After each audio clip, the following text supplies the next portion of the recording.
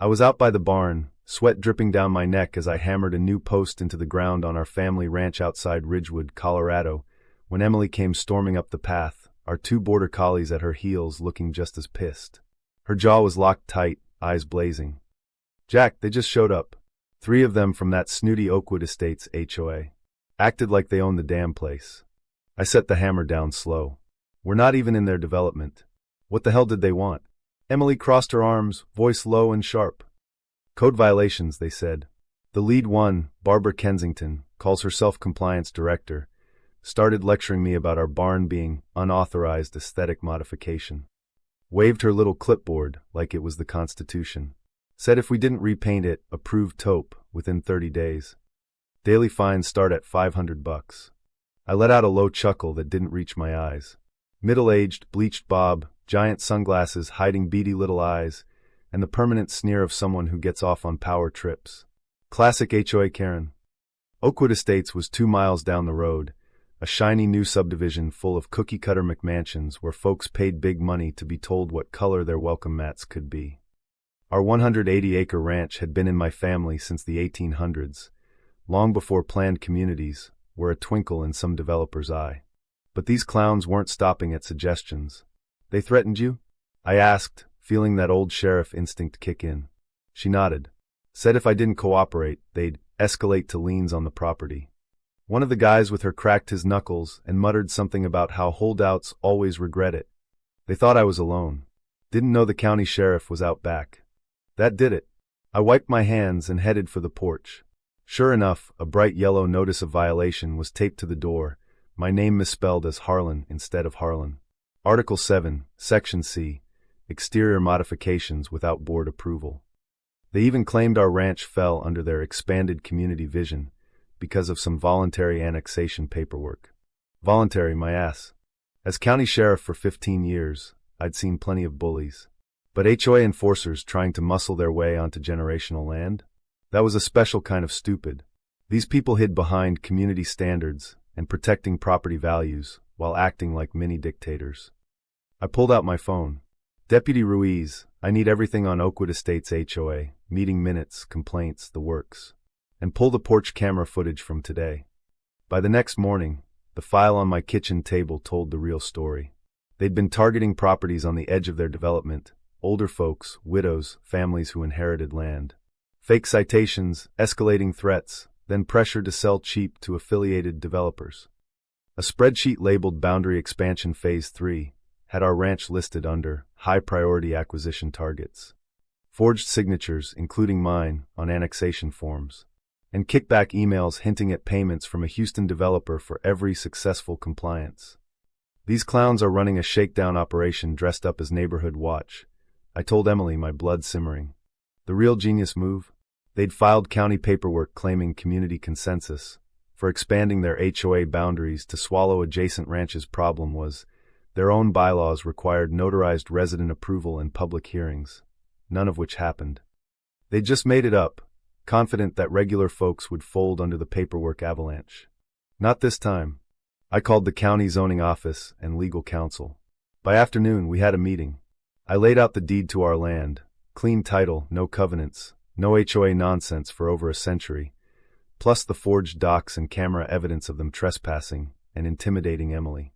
Assistant DA Sarah Klein leaned forward. "Sheriff, if these signatures are forged, this isn't just overreach. It's fraud. Potential RICO territory if the financials tie in." We didn't tip our hand yet. Instead, I set up extra trail cams. 2 nights later, a black SUV rolled up after dark. A guy in a polo shirt, definitely not official looking, slipped another envelope under the door. Final warning, dismantle the offending structures. Our working barn and corrals, apparently, or face seizure proceedings. Signed by Barbara herself, with a forged county stamp. Gotcha. Warrants flew. The delivery guy sang like a canary once we showed him the footage. Turns out the HOA contracted compliance services from a shady property management firm that specialized in encouraging sales. The driver? A former board member who'd quit, but still did dirty work. With the injunction freezing their operations, Barbara did what all Karens do when cornered. She doubled down. Showed up at the county hearing with her attorney, playing the victim. There must have been a clerical error. she simpered to the zoning board. "We only act in the best interest of community harmony. I've never authorized any contact outside our legal jurisdiction." The room was packed with locals who'd been harassed. I sat in the back, Deputy Ruiz next to me. When she swore under oath that no intimidation had occurred, Ruiz hit play. The big screen lit up. Barbara on our porch, voice dripping condescension.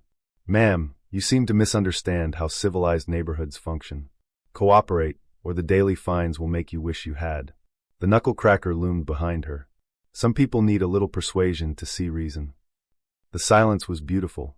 Barbara's face went ghost white. Sarah stood. "Your Honor, this is perjury, trespass, and fraud. Their own bylaws prohibit enforcement actions beyond verified member properties. Yet they forged documents to pretend they had jurisdiction. They're hoisted by their own petard."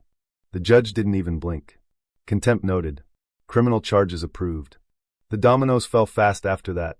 More victims came forward. Retired teachers fined into foreclosure for non-compliant garden gnomes. Families threatened over kids' basketball hoops. The financial audit revealed the real rot. Board members getting quarterly consulting fees from the developer for every property they forced into compliance or sale. Councilman Greg Harlan, no relation, thank God, was listed as a silent partner in the shell company funneling the cash. Wiretaps caught Greg bragging. "That sheriff's wife is the weak link. Push her hard enough, the ranch falls, and the whole western corridor opens up for Phase 4 luxury homes." When that audio played in the grand jury, the room erupted. Barbara tried flipping for a deal, throwing everyone under the bus. It was Greg's idea. We were just following orders to maintain standards. Too late. The RICO case swallowed the whole crew. Forged signatures using their own digital approval system, which conveniently left audit trails, threats recorded, money trails leading straight to offshore accounts. In the packed courtroom, Barbara's final performance was peak comedy. Dressed in her Sunday best, she clutched her pearls. "We were only trying to elevate the community. These ranchers don't understand modern living standards." The prosecutor held up their 200-page bylaws. Page 47, Section 12. All enforcement must respect private property rights and existing county law. You cited your own rules to justify breaking them. How's that for irony? The jury was out 2 hours. Guilty across the board: fraud, conspiracy, extortion, witness intimidation. Greg got 25 years. Barbara? 7 with extra for the perjury. The rest of the board scattered with plea deals and lifetime bans from any HOA or real estate roles.